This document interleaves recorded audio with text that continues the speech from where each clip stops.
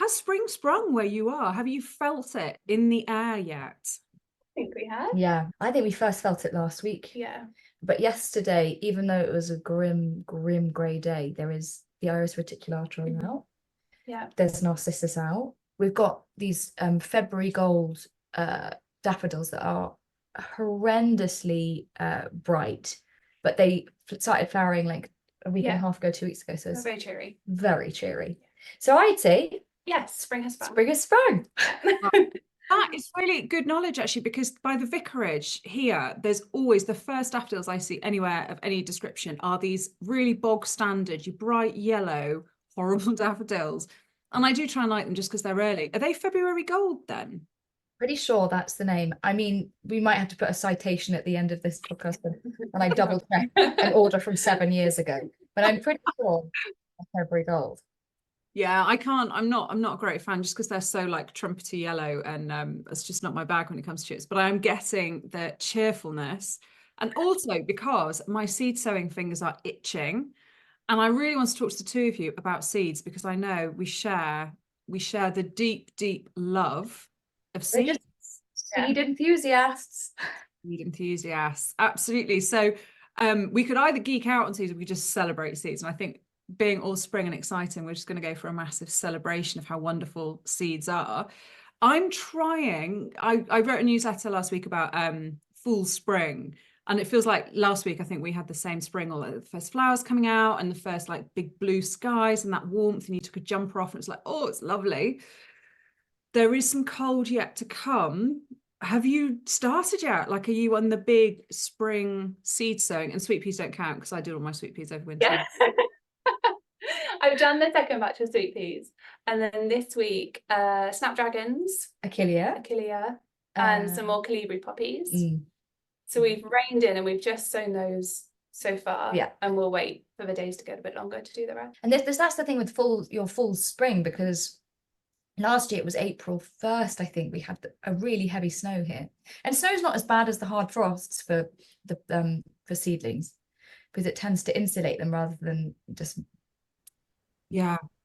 really, it bursts the cells, doesn't it? If it gets too frozen, there's anything that's not completely hardy to like -10, if you get a really that dry frost where it just pops all the cells open, you're in trouble. But yeah, have you got a good setup in terms of cover under glass and cold frames? Tell us a bit about that. Yeah, we've got very lovely. Yeah, it's really lovely setup. We've got a great greenhouse, and that's where we do everything. We raise tens of thousands. I said to Paris, I was like, how many barb babies do we have? Paris was like, there's about 10,000 sweet peas. So. Paris did not. I've started getting a bit on the bandwagon. I was like, Paris, stop buying sweet peas. And then I'm like, Paris, I bought some more sweet peas.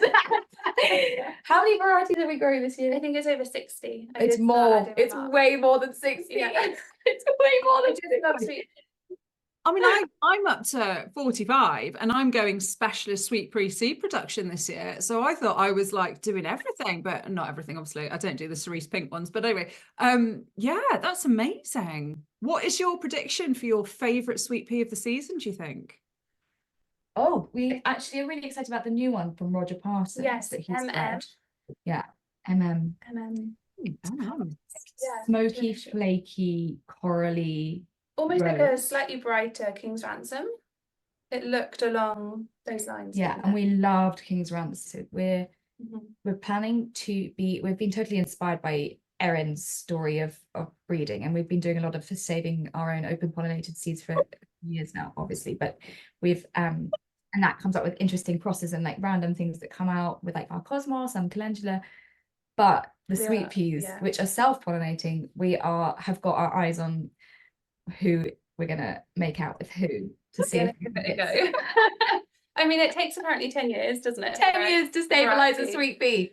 So we're going to start now. Yeah. You are better people than me. I have to say, the reason I love sweet peas so much is because they are self-pollinated and I don't have to worry about the crossing, because I lie awake sometimes and my Nigella and stuff like that, all those really promiscuous ones, I'm like, oh God, it's like, I really don't want to get a phone call and say that, all of my white Nigella were blue or something like that. It's just not well, we get like we're quite open about which seeds come from our plot, and like if we do a garden mix, and we still get emails being like, I got a terrible mix. I didn't get any interesting ones. And we're like, well, when it's a mix, you can't guarantee what's in there. And like, only buy them if you want to support sort of open pollinated small scale seed production. Yeah, Thompson Morgan's a great breeders protected range. Incredibly specific. Yeah, absolutely. Not our people. Not our people. Yeah. Well, that's very exciting. Well, I'm going to go and plant some more sweet peas actually, because I feel like I've not done Such a sweet pea queen, honestly. I think we talk about sweet peas at least 10 times a day. I mean, I am at the stage. I mean, you've got a lot more space than I do, but I'm thinking I'm not sure I've got enough beds for these sweet peas to go into. Because also, I was going to have a try with my rest of the October, November ones are looking amazing, and I was going to do cuttings as well. So I was going to double the amount that I had from my first batch of sowing. But I think I may have just run out of space.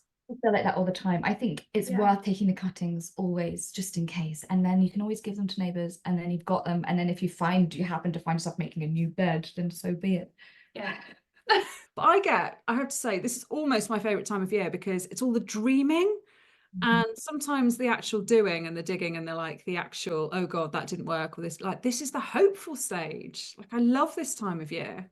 Yeah, definitely. We are full of hope, and that's what we love about seeds so much, is that they've got hope and promise, and this time of year has got so much hope and promise. Last year we had such a rotten spring that I feel like we deserve a really good one. Oh, we had also like tulip fire last year, didn't we? We are in a dip here. So if it's a cold, wet spring, there's no circulation, there's no, it's just like a murk pool. And it was all the rosebuds were just molding on the rose bushes, like everything just molded basically. It was a really moldy time. Anyway, so this spring is going to be so fresh and beautiful and full of life and flowers. Sweet pea seedlings everywhere. And we had a lot of like really intense cold snaps really late, so we lost a lot of our ranunculus crop. We had a terrible time. The thing about why we all love sweet peas is because they can handle any of this. They just deal with our climate in such a great way. So we love sweet peas. And so generous, like they're both easy and generous and pretty resilient to most things. Because I talk about this a lot. It's like this whole thing about gardening being really good for your mental health. And I'm like, you come and talk to me after I've lost a seed tray of something really precious that I've nurtured to slugs. Like, I'm not in a good place. And I don't think always this message that gardening will make you happy. When you've got a really cold spring or something's gone wrong, it's not great. Whereas sweet peas, I think, are such a good banker because so little goes wrong with them. Totally. The year that I did From Seed to Bloom, that was 2021, and I always plant the sweet peas out around March 6th, first week of March basically, and it is a gamble, and usually I'll fleece cloth them, but we had I think it got down to -15 on the barometer outside, and they went skeletal. They went completely blanched, lost all of their all their cells. And I was like, no, I'm doing a whole chapter on you in the book. And I left them in, and I just sort of ignored the pain. I was like, I'll figure it out. If I have to go to like find someone to help me out, then that's fine. I'll do that. I just left them in the ground, and then I just saw like a week later a little green hopeful shoot come up, and they flowered beautifully and abundantly, and they were really strong plants. They just, once the roots are down, they can handle being killed basically. Yes. Yeah. And I've done that so often that I've dug them in and I've really looked after them, and they've just done like the top growth has just sort of gone, ugh. And I'm like, oh my God, I've killed them, I've ruined them. And then they just sprout from the bottom, and it's basically pinching out, but a bit worse. Yeah. Yeah, that's really funny you should say that, because I was looking at some photos the other day, and we had proper snow. I hear what you're saying, that snow can be quite insulating, but this was that horrible, like really cold, sleety snow, March the 8th last year, and I'm getting all excited and all gung-ho. But there is a lot more winter to come, really, isn't there? Our sweet peas are outside, but it's still in their trays, so they can. Paris treats them so sweetly, honestly. She goes up and says, I think they need a holiday today. So she takes them all outside. I regret that at like 4:30 when I'm having to put everything back in. Oh my God, there's so many. Parsons would say you've just got to be harsh. He says the biggest problem with sweet peas is cosseting.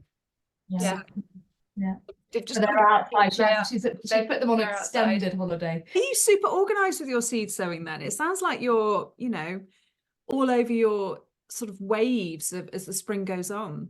We try to be organized, but we don't have spreadsheets. We don't do. You hate spreadsheets. That's too stressful. You suddenly got into spreadsheets, yes, but not the with seed sowing. No. I think that we have a system. We do have an organized system, and our organized system is partly to do with, this is like eighth year of sowing for crop, so it's like fairly intuitive now.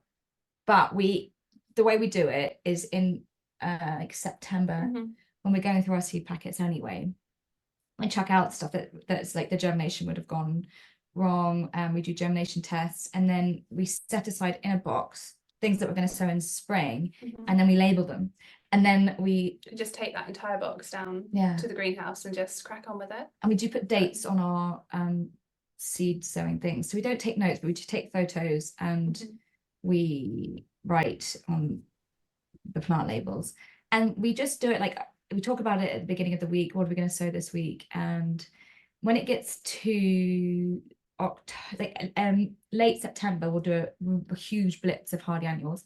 And then when it gets to March, we'll do half hardies. And we'll continue sowing all the way until May. So that's the way we do successions. Like, we'll have a look at what weddings, events that we've got on, and we'll look at last year and what florists were asking for. Last year was our first year properly of, like, Paris has done it before, but I'd not sold to florists before. See what colours at what time of year were popular, and then we'll just say, oh, maybe we need a bit more of the white cosmos. Yeah, and put some more in. Yeah, it's a semi-organised, but mainly intuitive. I love intuitive. That covers such a multitude of sins, doesn't it? Of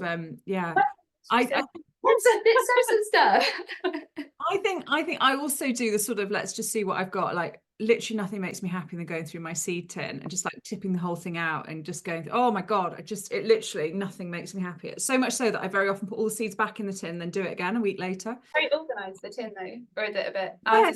No, like it's yeah. My seed. Not even, yeah, it's in the store, but I have got all boxes for the seeds that I have for sale. It all like is alphabetical, and it's all in little jars with silica and stuff like that. And it always looks really lovely. And there's just one box that says My Flowers on it, which is all those little ones that I've just, you know, Derry Watkins has put in the post and stuff. But my problem is I have it all planned, and then in that sort of, I just need to top up some, and you know, that seed's a bit older, I sowed it all and I should have ordered more and whatever. And then once I'm in those websites, I'm lost. Like, I am just green and gorgeous. I'm like, oh, I just need some of that, and I need some of that, and oh, she's got some really nice poppies, I'll have some of those. I go on Chiltern Seeds, and I'm like, I really should sow more perennials because it's so much better. And like, and then my whole system's gone to pot because my eyes are so much bigger than my. But you know what?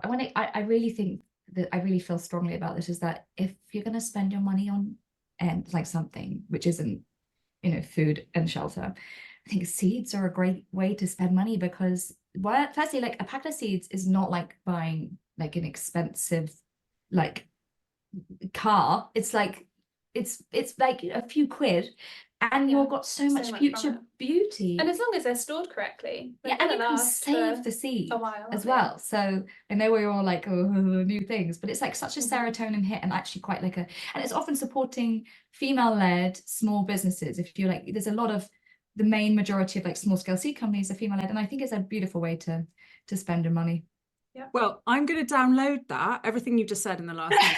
I'm going to transcribe it, and I'm going to like put it at the top of my seed shop. And like, it is your moral duty to spend money in my seed shop, because how I get around like or the many packages of seeds that arrive even this morning weeks. Like, we don't need any more seeds, and even this morning I was like, we need to look. I think we needed to order one thing, didn't we? And then we were like, oh, but this is nice, and this is nice, and this is really nice, and I was like, and that would be good on my shop. The other cresses from Green and Gorgeous, and I was like, we don't use them. And I was like, but we should grow them.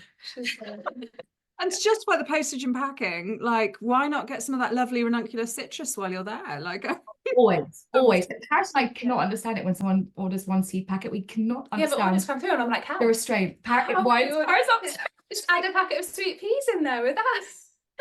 So funny. Yeah. That doesn't happen to me very often, but when I do, I'm a bit like, this envelope feels really lonely. Like I had somebody the other day that I know, because I know, you know, how many different seeds I have in stock, and went through and added to cart one of everything. So I'm just like through the system going, wow, okay. Now I know I accidentally have borage on there twice, because one's biodynamic seed and one's not. But she had both of them. So I was fab. Love that. That's the shop here that we are, for sure. One of everything. Yeah. What seeds are you most excited about this year? We've talked about amazing sweet pea, and in fact, I've got my Parsons catalogue here, and I'm gonna, as soon as you get off the line, I'm gonna have a quick look. What else we got? Violas, yeah. Aquilegias. We really would like to grow quite a few aquilegias this year. Any particular variety, or have you got colours in mind? Kind of long back to them. Yeah, I have a lot of granny box in the garden already, and they sort of mix around, and they come out in all sorts of beautiful smoky pinks and a few lavenders. But we grew. It's like a soft yellow one with like a really kind of long tail. They're not the vulgaris ones, the other ones. No, they're like, they look like swans almost, and they're so beautiful and elegant. And I've never really grown them, but you have to really like see them in the flesh to see how beautiful they are. And they can really elevate, and it's like just one. So lovely. Yeah. Those shapes, you're right. I've got Denver Gold, which I got at the end of last year, which hasn't flowered yet, but I have high hopes. But I think Yellow Queen is beautiful. It has that very long. We love that one. Yeah. But this is Viola brushstrokes, which we love. It comes out with all these. Yes, beautiful. Violas we're obsessed with. It's a really soft kind of antique kind of peach. Yeah. Ones. We actually just really want to be Viola breeders, but we're not sure how much money there is in that. I'd buy it. I think your sales pitch for seeds was fab. So as long as you could just apply that to violas, I think you'd make a fortune. I just really love them. They're just so cute, and they really bring us joy all the way through the year. We have them flowering every single month of the year, so they're a real, you know, they're real stalwart. And they just self-seed everywhere, don't they? The tunnel is just covered in these tiny little violas coming up. And every time we see them, we're just. So, oh, there's another one to look at. What's it going to be like? Like, Paris, look, and she's like, oh, me, look, this one's perfect. They bring us extraordinary amounts of joy. But they have violas have that funny like face thing, don't they? They always look like they're smiling. So you cannot, if there's, as I'm speaking as a psychologist now, if you can look at viola and not smile, there's something wrong with you. Agree. Agree. I'm going to use that as a diagnostic test now. I'm going to show people violas, and if they're like, well, I'm going to be like, oh no. What else do we? Oh, we're excited about. There's a few things we're excited about. Getting our hands on the lavender cyanoglossom. We grew the blush agrostemma last year, and that's really nice. Just like a few new colours have been coming out, and obviously, if we can get our hands on some. That would be really exciting. That would be really exciting for us. So we'll just. Have you got an American who is already putting in an order for you? Is this? I'm not sure if it's legal, so I don't know if you can answer that. They closed. This is only for Gather people. So many of my people in Gather are in America and will completely understand. So I will not. Yeah, we're really excited. We're hoping they will somehow appear in our garden. Yeah, I mean, I feel quite lucky in that I utterly loathe zinnias, so that's the only reason I haven't, you know. I used to really dislike them in the last couple of years. Kind of the little small ones, you like, as long as they're little and not too kind of. So she's excited about the Victorian wedding one, which is like cute pom-poms. My favorite zinnia actually is Jazzy Mixture, which is a terrible name. It's also known as like burgundy bicolor. What other names does it come Aztec. And they are really little, like sort of £2 coin sized, and they're really productive, and they don't need a really hot summer, so they do really well for our climate. And I think they're gorgeous. They're like a little tapestry. They come in sort of really interesting golds and burgundies, but like a real sort of muted array of them. I love them. Yeah, it's the texture I'm not mad keen on, so the little ones are much nicer. I find them much more like this level. So Any old favourites that you absolutely wouldn't ever do without in a season? Yeah. Yours would be Achillea, I wouldn't it? and, You'd and have Achillea phlox. and phlox. For me, they're such a backbone of all the designs I love to make. So roses for me are my favorite plant. And so having a bed for my roses to sit on of Achillea and phlox in different gorgeous shades, I really feel like shows off my favorite plant in like the best way. So those are my favorite things to grow. Well, mine would always be sweet. Oh, are we still there? What She happened? gone? Yeah, I can hear you. Obviously sweet peas. I still like calendula, like a really pale calendula. I find it's really useful. Cosmos, we can't live without. Cosmos. Well, do you know what? When I asked the question, I thought, I don't know why I'm asking. The answer's going to be Cosmos, surely. So I was taken aback. Really? That's interesting. I'm also a big fan of larkspur. Paris could take it or leave it, but I love larkspur. It always does well in this garden, this plot, and it did really well at the field. Yeah, it did really well. And I find it so, especially smoky eyes. It's such a colour that we've been asked for loads of weddings and events. That very pale, cold blue. No warm lilacs, just cold blue. I think it looks so gorgeous in so many different designs. So I love it. With your larkspur? Yes. Yeah, going for a freezer for about a week before we sow them. But you also you don't have to. We get a lot of self-seeded larkspur. So if we haven't got around to sowing it ourselves in autumn, we always have we have 2 50-meter rows of self-seeded larkspur at the field that we had nothing to do. So the other thing that I love about spring is that even if I haven't got my seed sowing right, I love that nature does that for me.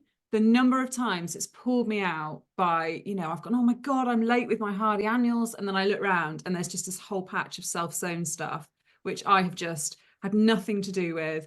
The quality is always amazing. The root system is always brilliant. I find if we have because we've had some really hard winters the last couple of winters, we've lost the Ami and the Nigella that are self-sown. So last year we left a tray that we were using for a photo shoot of soil underneath the Ami, and this miraculous thing happened, is that the Ami self-seeded into the cell tray. And I took the tray, I said, thank you, plant. And I took the tray into the greenhouse. I did absolutely, that was it. That was all the work. Just moving the tray of seedlings. It was maybe this year we'll just leave trays around the garden. I am 100% doing that, and I think you all should too, because the Nigella especially, we lose that. We've been losing that in the winters, so we have to resow. And that's so much happier to be direct sown. I'm going to do it with amazing grey poppies for sure. Yes. What else would love that? The Ami would love that, and maybe the larkspur as well. Larkspur tends to be really hardy, but I had a lot of flower farmers last year in the -10, -15, lost it in the -15, but mostly larkspur is really hardy. Do you ever get the feeling we might be making this gardening thing a little bit hard? And actually, maybe if we just put pots around and just let the flowers do their thing, maybe actually we're just getting in the way. Yeah. I was so thrilled when I realized that we had been working too hard the whole time and the seedlings were all there. I was like, oh, life hack sorted. The only downside of that, I will say, is I have tried that as well, but their seed tray often gets slugs underneath because they love the plastic on the soil. And so I'm sure some of mine were self-sowing, growing in this, and there was a sort of perfect ecosystem of slugs, tray, seedlings. Yeah. So you have to be confident that you haven't got slugs everywhere. But, really search out, because especially with the tiny baby slugs, they're so imperceptible. Yeah. They eat a lot and then they get very big very quickly. Yeah, I picked up I just had like a plastic scoop that had left on the ground. Not even for very long, and I was just planting more sweet peas, so I needed it for the compost, and there was about 15 slugs underneath, and I was like, well, just imagine how many there are under all those things everywhere. But a good argument for plastic. We have like mice nests in our greenhouse everywhere, so like if you pick up a seed tray, they likely really to be love tiny those babies. The base, what are they? Little rocks. We have little rocks on our propagation situation, which is like they hold water, so we really love making little nests, don't they? They love it. I don't love mice. I'm fine with spiders, and for some reason my sort of like ancestral shadow fear is of mice, and They really make me squirm. Fine when they're outside in the field, fine, cute. Anywhere near me in an enclosed There's space. always quite a scream. Ooh. You know when I'm out and about. Rationally not afraid of them, but like out of the corner of my eye, deeply afraid. Yeah. Poor Paris has to deal with me. Entirely evolutionary appropriate. You are a survivor and you can thank your brain. Thank you very much for keeping me well and safe, because it's exactly what it's meant to do. So scream away. Last year, weren't there? And I couldn't bring myself to put them outside because they were tiny, absolutely tiny. I can't do this. So I left them in there, and then, which was probably the wrong thing, but I just couldn't put them outside. Yeah. Please, house farming. Yeah. We didn't have too many casualties. No. Yeah, too kind. I was too kind. That's the other thing about spring, is you get new life and you get new babies and you get, you know, chicks and you get baby mice and you get all of that stuff as well. So yeah, sometimes we just have to live alongside the nature as well as curating it. But yeah, thank you very much to you both for your time to be celebrating spring, and I cannot wait to see what your season brings for you. Right back at you. Plug for books. Do you want to plug the books? Oh, come on. They're really beautiful. I really love how they turn out. Like, I do find plugging my own books so it's just it's like putting a very loved tiny baby plant out into the world, and they're potentially being scary slugs and stuff. But I am really friends here. Like, the Gather people are wonderful and some of the kindest people I've met, but you are also shooting fish in a barrel here. And they love your book and want your excited. So this is they're much smaller than little books. They're kind of like guidebooks, and the idea for them was born out of it, just creating like something really useful. So the one I'm really excited about, I mean, I'm excited about both, but I'm going to explain both. But the one that I think is going to be really useful, mainly because we've already used it, which I think is such a stamp of approval from oneself, as self-congratulatory. It was very handy when we were sewing. So this is seeds. Talking of how much we love seeds, this is seeds. Gorgeous, love it. Thank you. And it's got really handy things in it, like a cheat sheet in the inner and the back, and that will give you that's got like 40 different varieties of common cut flowers, and with ideal germination temperatures, aspects to plant out, if you need to pinch it or not, your spacing, the height or ultimate height, its type, if it's best sown in spring or autumn or in winter or summer, it's a violet. If you need to direct sow, if you need to surface sow it or cover it with compost.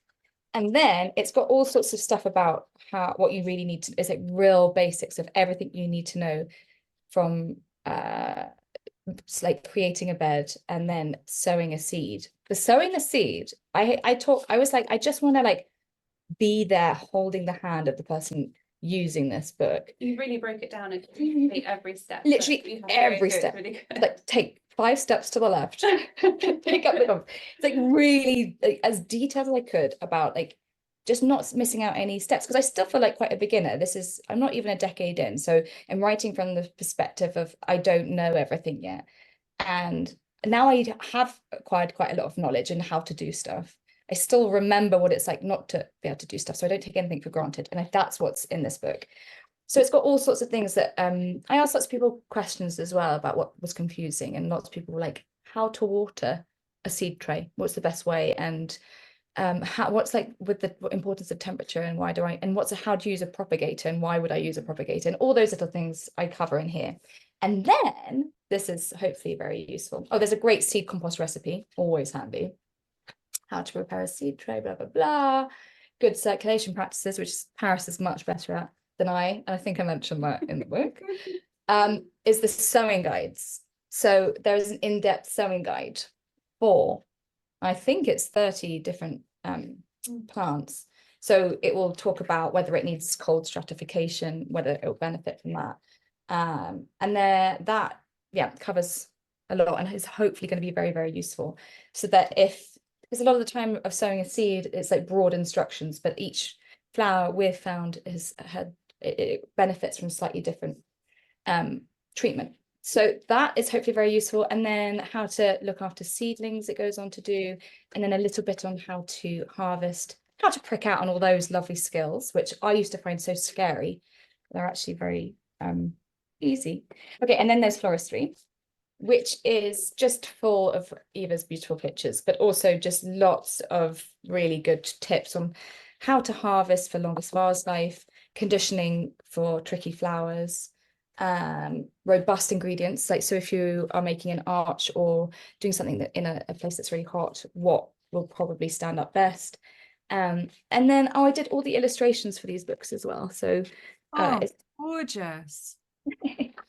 It covers like tools and explaining like what kind of shapes that we use in floristry and why, and what vessels make them look best, and how to prepare tin frogs and bowls, and then how to wrap bouquets, and how to wire and tape stems. And then it goes on to all the arrangements. So like basic skills on how to create a bouquet, centerpieces, wreath, meadow arrangements, and then lots of seasonal floristry projects. I mean, just beautiful photos from Eva. So hopefully like full of inspiration and lots of beautiful things. Gorgeous, gorgeous. So and exciting. They're coming out March 14th, and they're the first two in a series. So we've already lined up what the next two will be. They're not going to come out anytime soon, like maybe in like 2 or 3 years time. Say what the next two are. It's very exciting. Goodness, I don't know if I haven't even signed the contract, so I don't know if I can say, but it's basically along the same lines of like going a bit. Once you've done seeds, where else is there to go? I mean, well, we'll just like I think focus on, like, I think ultimately we'd love to do like a sweet pea one, but that's not on the current list with the lovely team that I work with. They actually pitched the next 2 ideas, which are really great. So we'll see if we go for them, and hopefully it'll be like a really cute little, really helpful series. Beautiful, beautiful, how exciting. Can't wait to see them in the flesh. So March 14th. March 14th. Yeah. And I was going to throw a party, but March is quite a tricky time to throw a party because there's not quite enough flowers to really go abundant. So I think I'm going to throw a party in the summer. So let me know if you gather members fancy a party, and I'll organize something nice. Always. See, so I can talk on the new podcast about going out. I need parties to go to in order to be able to talk about them. So basically why I've set up a podcast is to make it go out. Oh, thank you so much to both of you for your time. It's been so lovely to chat. It feels like it's been forever.